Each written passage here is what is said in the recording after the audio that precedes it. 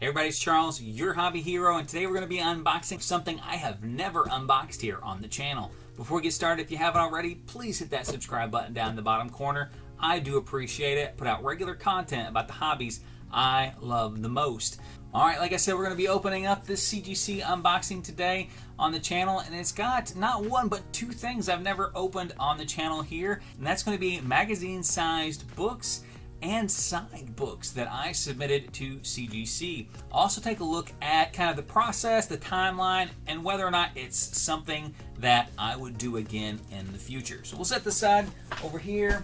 We'll open these up. So the books in question were for the Teenage Mutant Ninja Turtles Last Ronin signing that recently came up at CGC. For two books, I spent $265 in grading and signing fees. And they had kind of a group discount if you got everybody, all the creators' signature on there. So I went with that for both books. So we'll look at the books, take a look and see how everything looks on them. Make sure they're not damaged, and then kind of tell you my thoughts on the overall process. These were submitted back in January, I believe, and just came in here in July, so a little bit longer turnaround time than anticipated. But that's kind of the nature of the beast, and we'll talk about that here in just a little bit. The books I both assumed were 9.8s. They're brand new books that I picked out of all the ones that the store got in. There's a custom label with this one as well. Alright, so first one up, it's got scuffing all over the back. Custom label here. Okay, so you can see the custom label, same cover as the Last Ronin #1 here. Not crazy about the signature placement on that, if I'm honest. There's a whole lot of black space that was not used. We got 6 signatures on there, and 5 of them are on Michelangelo at some point. One of them on his butt. Yeah, not crazy about that. We did get the 9.8. Wow. That's bad. But all right, let's get to the other one before we get too far into my thoughts on CGC and their signings. Next one. This one's like held in place. This other one wasn't. Exact same size book. You see it on the back there. There's supports on this one to hold it in place. The other one did not have it. So this is the #1, the director's cut. And again, I picked this cover because there was a lot of empty space to fill. We got 2 signatures on his face and 2 out of the 6 signatures that are not on his body somewhere. I don't know. Creative people, you would think they would do better with signature placement. We got 9.8 on both of them here, which is surprising. I did pick books that had no wear on the edges or the corners and wiped them all down to make sure there were no fingerprints on them. If they're not 9.9s, I think it's just very hard to get 9.9s, even on these square bound books. Okay, so thoughts. 1, would I ever do this again? Probably not.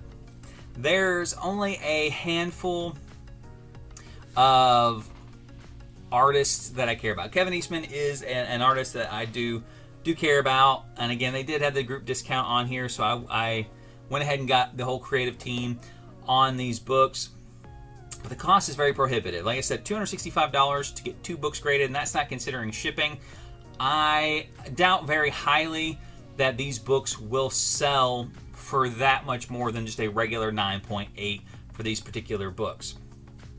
So you have that. So your cost to benefit, if you're trying to make money off the signatures, from what I've seen in the past, signed books, with the exception of a few people, very hard to get your money's back out of the fees, let alone making more than what you have put into it. So you have that aspect of it. The signature placement too. There's just a lot of horror stories out there about signature placement. Now, I'm not happy with the signature placement on these two books, but it's not as bad as some of the signature placement that I have seen on other books. Characters who have their faces completely obscured, who have very iconic pieces of covers that are just absolutely butchered by signature placement or color of ink choice. So you have that going for you too. You really don't know what you're going to get until you get them back. They could do whatever they want. They could smudge their signature. They could sneeze in the middle of it and it looks like garbage. Or in this case, they could just write it on the character's butt on the front cover. So you never know what you're going to get when you send them off. And the last part of that is the damaging of the books. So these books, each one of them was handled by 6 different people. That's 6 different opportunities for somebody to slide their hand on it and scuff up something, knock it off of a table, to drop it in handling between table to table. You just don't know what's going to happen. Now, these are square-bound books, so they are a little bit sturdier than your average book, but you just never know what's going to happen. My advice to you is, if you want signed books, wait till you see the signing, make a note of the books that you're looking for. After the signing comes out, those books are going to hit the market. There are plenty of people out there that are getting books signed that they have absolutely no desire to keep, either to get a submission full, or it's just a book that they had that they thought was cool, and by the time it came back, I mean, you're talking about 6 months. 6 months is a lot of time for somebody to change how they feel about a book and their signatures.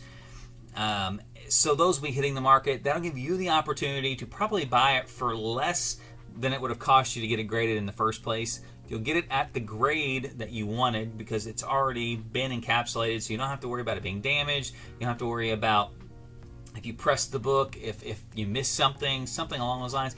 You don't have to worry about any of that stuff. You can weed out any bad signature placements. If it looks like crud, you don't have to buy it. You can go on to the next one.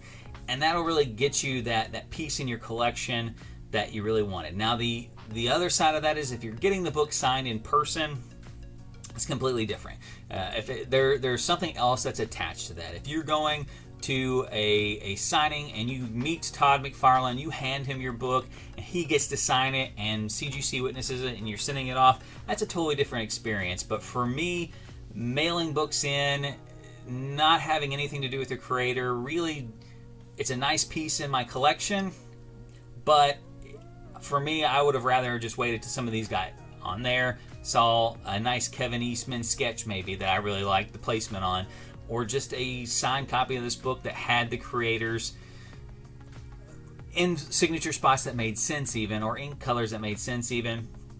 I probably would have been able to get it for cheaper and get a book that personally I would enjoy more, because these have no sentimental value attached to them at this point, other than I just like the book and I appreciate the creators of it enough to get their signatures on it. So I'll have them in my collection, but would I do it again?